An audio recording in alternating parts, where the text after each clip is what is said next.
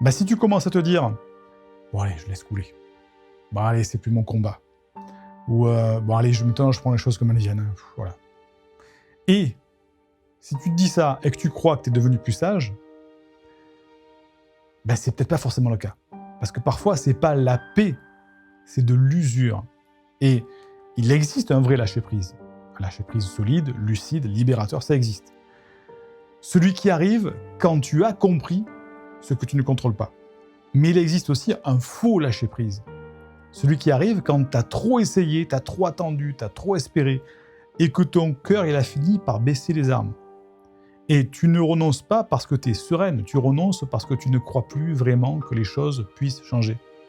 Tu te projettes plus autant, tu n'oses plus autant désirer. Tu réduis les attentes pour réduire les déceptions. Et toi, tu te dis, bon, en fait, je deviens peut-être mature, tu vois, mais c'est parfois juste une stratégie de survie.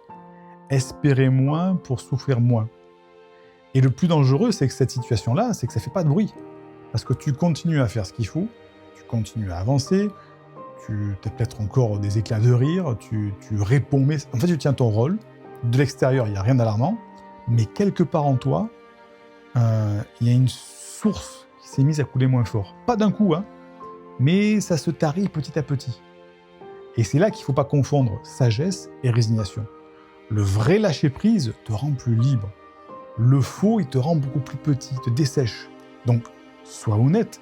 Est-ce que tu as vraiment cessé de lutter parce que tu es en paix ou parce que tu as cessé de croire que quelque chose de meilleur était encore possible?